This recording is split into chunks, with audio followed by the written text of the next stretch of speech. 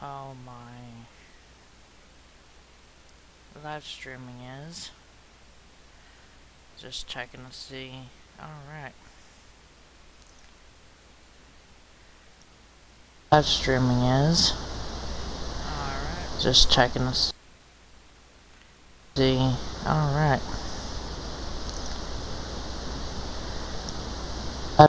Okay, so I'm just checking that the live streaming information is up. Alright, cool. Alright, so let's go into what I came to live stream about. Okay, so this is basically talking about what's up in the news.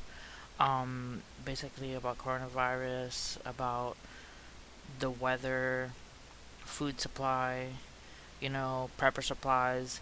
It's basically just a live stream about what's been on my mind lately. Okay, so coronavirus cases 65,247, deaths 1,491, and recovered people 7,099. I'm gonna talk a little bit about recovered people in a little bit, but let's keep reading here. Active cases 56,657. Currently infected patients. That's a lot. Active cases 56,657 patients. Closed cases which had an outcome, which 8,590. In mild condition 46,049, or 81%. In serious or critical condition 10,608 people, 19%. Recovered or discharged 7,099, or 83%. And deaths 1,491, which is 17%. Let's pray for the people that are in serious or critical condition, people that are in mild condition, and currently infected patients, because they definitely need it. Alright, so let's take a look here at Google. It says, Dr. Mark Siegel, I'm becoming more concerned about the coronavirus outbreak. So apparently Fox News medical correspondent Dr. Mark Siegel is feeling like he's more concerned about the coronavirus outbreak. Recently I was watching Joe Rogan, and he started talking about, I think he's got a video on it, about how he was a little bit more concerned about the coronavirus. And that's one thing that's slowly beginning to happen. I've been watching Prepper Nurse. He talks a lot about getting prepared and being ahead of the curve, basically.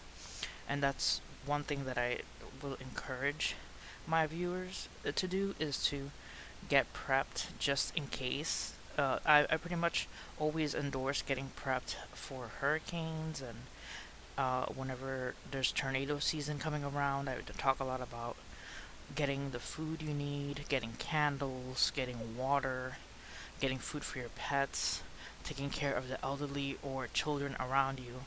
So it is very important, when it comes to now this coronavirus, just talking about, either with your family or the people that you get prepared with, like that you get food and groceries with. Pretty much start getting small containers of food, or prep with cans, because there's people who don't have a lot of money, so they could get like 50-cent can of SpaghettiOs, and just like start hoarding the little cans of SpaghettiOs, and start saving them on the side. And slowly but surely you can slowly become prepared. Have water, bottled water. Or what I do is I get containers that I don't have a use for anymore, and instead of throwing them in the landfill or to the garbage, I rinse them out and wash them, and I fill them with water, and I store the water away. So it's pretty much killing two birds with one stone. I'm recycling a container, and I'm saving water just in case. It could be water for refilling your toilet, or it could be water for using, for cooking or for drinking if you need it. I also have water, like water bottles, that I buy and keep stored. but I usually buy those for hurricane season because I'm always prepared for hurricane season. Have candles, have the things that you need that you usually get for an emergency. Batteries for your flashlights. We have like 7 or 8 different flashlights. We have a whole bunch of lighters. I just recently went out and got uh what's the word for it? I can see it in my mind. I just recently got matches. That's what it is. I went to I was looking for matches because basically I needed matches. I was like, you know what? We have plenty of lighters. What about matches, just in case? And instead of going to Walmart, where it's hard to find exactly where the matches are, I said, you know what? The dollar store has it. Let me look to see how much they have. And sure enough, they had a big box for 300 matches for $1. I was like, you know what? Let me test them, and they worked. And just took those. So just have the things that you need, preparing yourself for an emergency, because this is a slow emergency. This started in December. Uh, some people are saying that it happened a little bit before December, but for me, it started in December, thinking about the coronavirus and just seeing it escalate slowly but surely and coming out of control, and looking at the reports of these people living in Wuhan in China, where they're not allowed by their country to store away food or keep food for emergencies. You know, that isn't happening here in the United States, but it could, you know, it gives you something to think about, like store away food, have enough candles, have enough flashlights. Another thing is getting enough um, vitamins. I have vitamin C, vitamin D to fight, colds. Just go to the dollar store, go to the Walmart, or go to Target and buy, cold medicine. It's great to try and do it on a budget, and get the either the great value ones or the ones that are cheaper, because that way you can stock more of them and buy more of them and stock them.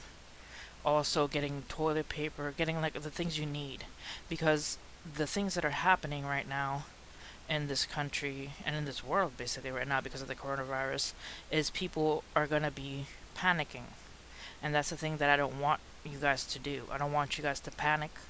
I want you to take your time, while you still can. That's something that Prepper Nurse, check out his channel, by the way, and something that Prepper Nurse talks about.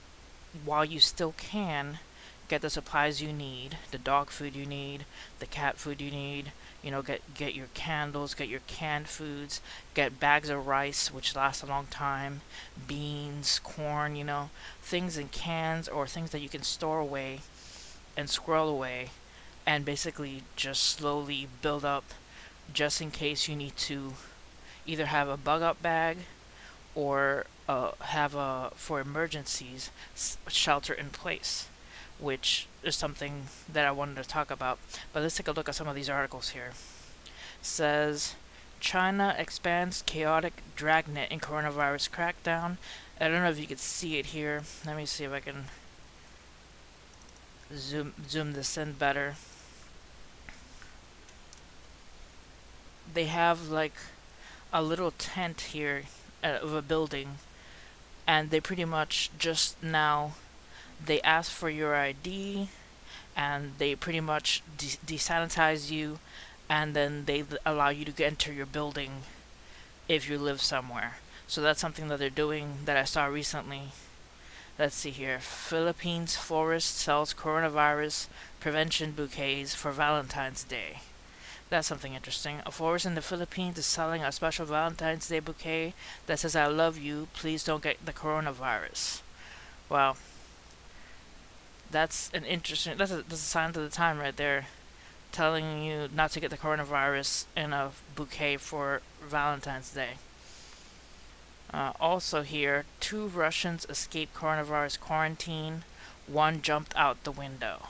So pretty much people are, you know, panicking close to when it comes to, especially when it comes to the way that the the people in China are dealing with it. Some people, because I was hearing today that some people that are getting close to North Korea, they shoot them. The people in North Korea, they point their guns at them and they shoot them. So nobody from China crossing into the North Korea region can pass. The people that are staying in China, in their homes, pretty much, if they have coronavirus, they lock them up in their homes and they won't allow them to get out of their homes. They just lock them up and then they can't get out. That's for the people that, so they basically have to survive, you know. Here is Prepper Supplies Basics. First aid kit level 1, 32 ounces of portable water or hard canteen, collapsible canteen or vessel, water filter, water purification tablets, food that's ready to eat, you know, any food, either stored, freeze dried food or pretty much, you know, any food you can store away that will last long on the shelf. Lighters and tinder, that's like the basic prepper kit. Here it says, so let's go through the 5 simple steps to start prepping. Build a food supply. I was talking about that earlier. Store away rice, store away beans, you know, get cans of Spam, get cans of, you know, SpaghettiOs, get soups, get tuna, get, you know, just start storing away food. Store enough water the right way, which means you can get tablets to purify water, or you can add a very small amount of bleach in the water and it will purify the water. Make sure you're able to cook the food you stored and implement an off-grid waste system, raw rubbish or toilet waste. Have bug out plans and a bug out bag. That's something that we have. We have a bug out bag and we also have a bag that is able to carry water like a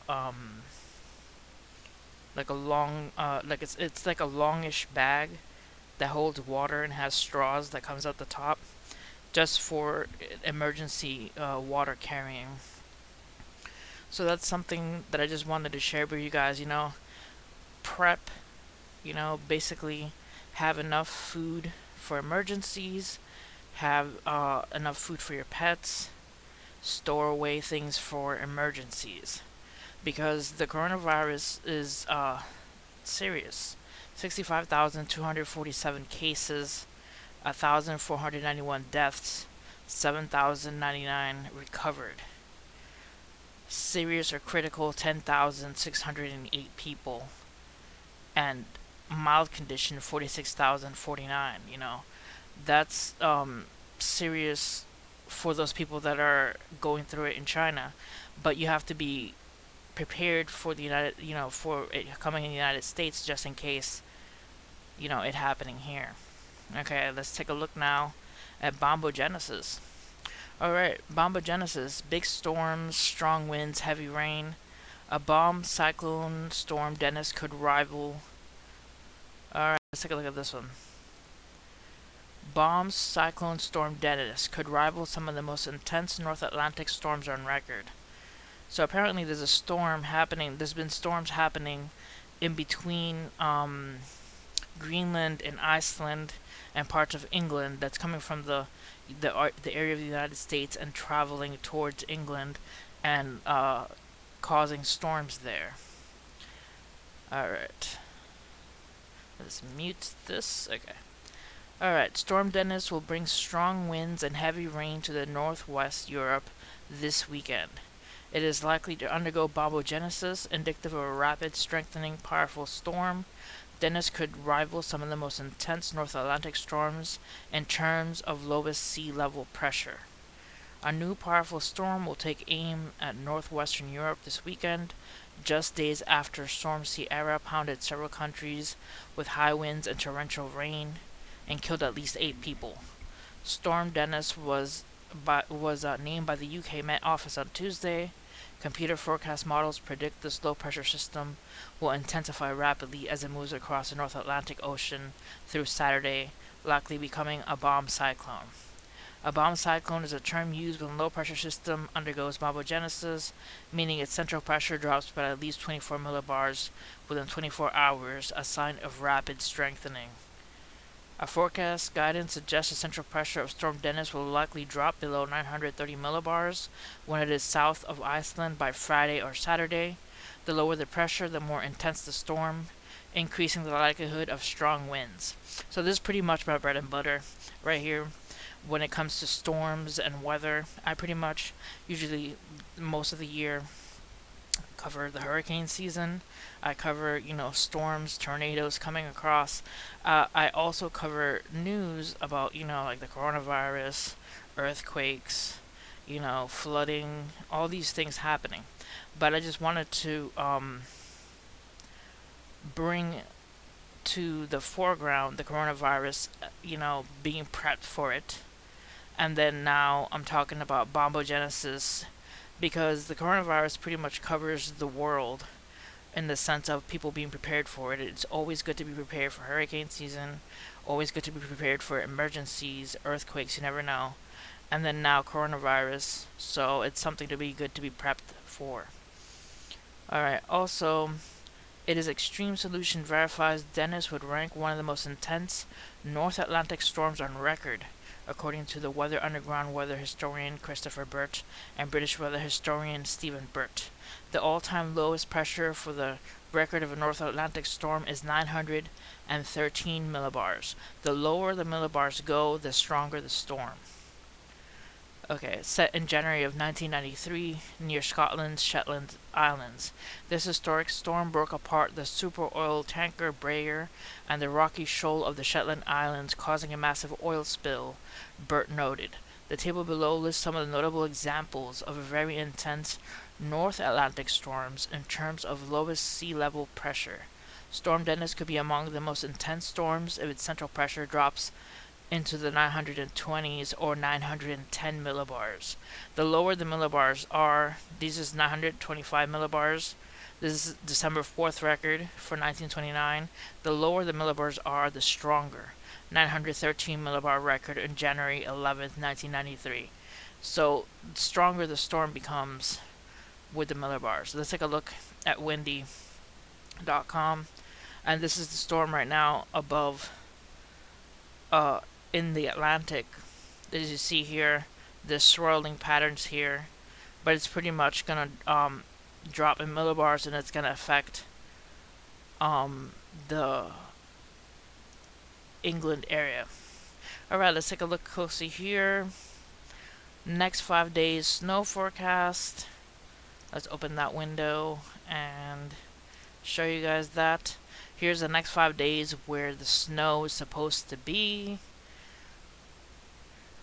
Parts of the Great Lakes, lake effect snow, and the western Oregon, Washington states, Idaho, Montana, pretty much up there. So it's pretty much on the top. Alright, let's take a look here. This is the frost and freezing line. Let's open this and show you guys where the freezing temperatures are going to be. The snow cover currently is here. Those colored areas are the current snow covered areas. Let's close that.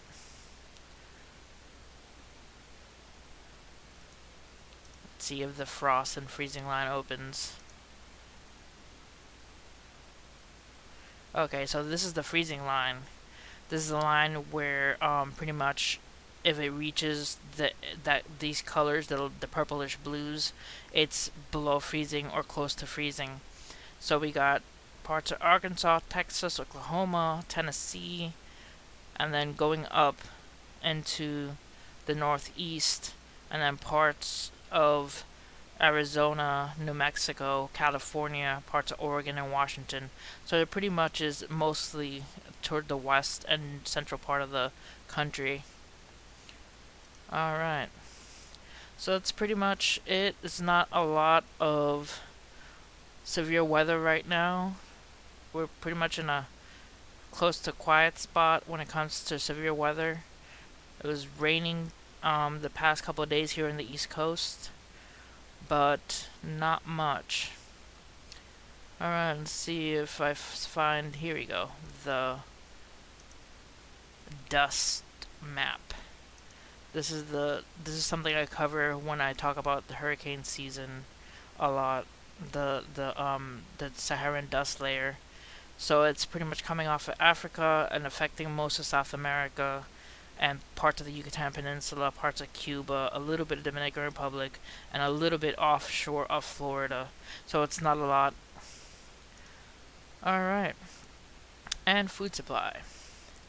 Let's talk about the food supply. Feeling the sting. Dying honeybees threaten food supply. Let's take a look at this article.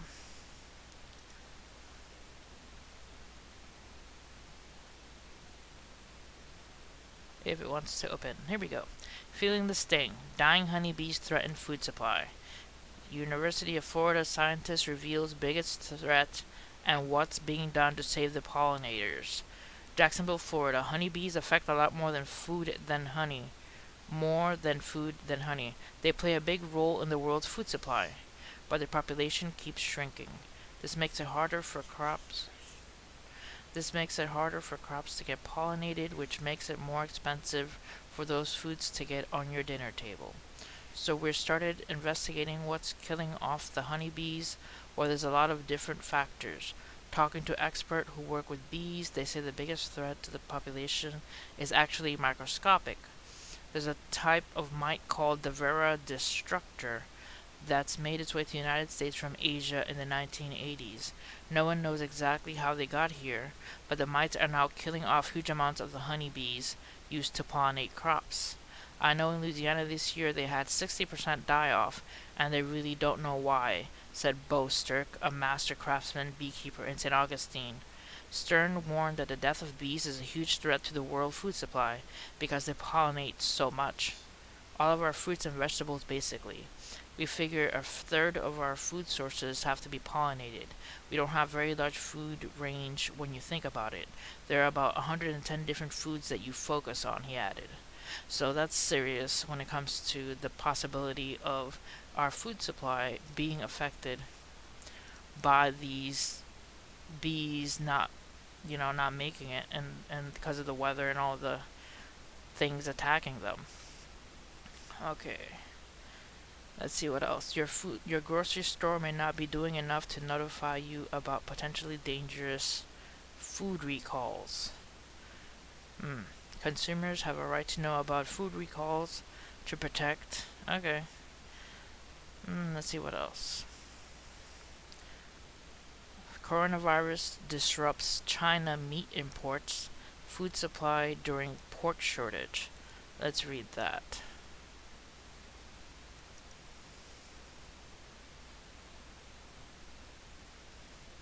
Alright, coronavirus disrupts China meat imports, food supply during pork shortage. Coronavirus is disrupting meat shipments to China as the country faces a shortage due to an outbreak of fatal pig disease, Tyson Foods Inc. and U.S. agriculture groups said on Thursday. So not only are they having issues with getting out and getting their food because they're basically locked up in their homes, now they're having issues with the meat shipments to China. An outbreak of African swine fever, which infects only pigs, has decimated China's herd, pushing Chinese pork prices to record highs and increasing the need for meat imports. However, coronavirus, which has killed 563 people so far, this is an older article, as you can see, is keeping consumers and workers at home in China, delaying purchases at stores and restaurants, and slowing the unloading of products at ports. The disruption exacerbates Beijing's efforts to ensure adequate meat supplies and the plans of global companies like Tyson and JBSA to profit from the shortage. The dual disease outbreaks also highlight the problems facing import-dependent China in its efforts to feed its population. There's been disruption in the ports, Tyson chief executive Noel Wright said on a call with Analysis, that had skewed shipments and receivals. So pretty much they're having to battle with not only fighting to be able to go out to get the food that they basically, you know, need, the basic food that they need. Now they basically have to fight with also the shipments being delivered to them because of the shortage. Alright guys, so just wanted to check on the live stream. Alright, so I just wanted to retouch on the topics. The coronavirus update with 1,491 deaths, 7,099 recovered, but they still have 65,247 coronavirus cases. So it's a lot of cases. So pretty much be prepared with supplies. Take the time you need to be prepared, you know. My first preparation is God. I pretty much, without God, I wouldn't be here. So, you know, my first preparation is God. Pray to God to protect my family and watch over me and my family. And then I prep and take care of my family. So that's what I have, you know, as what I follow. So if you follow, you know, your own plans or your own ways, you know, that's you guys. But I'm just showing you my example of how I prep. God first, then my family and everything else. But remember to get a food supply, store enough water the right way, make sure you're able to cook the food you've stored, implement an off-grid waste system, a toilet, and have bug-out plans or a bug-out bag. Alright, so guys, remember to check out Prepper Nurse on YouTube. Pretty awesome channel, and he's an awesome guy. He was supposed to be on Marfugal News today, and talk about prepping, I guess. I didn't catch that because I was busy, you know, doing things for my family. But hit like and subscribe his channel, check him out. Hit like and subscribe to my video on my channel. You know, I make live streams randomly. I make videos about updates and news constantly. So just keep an eye out for each other and watch over yourselves, you know.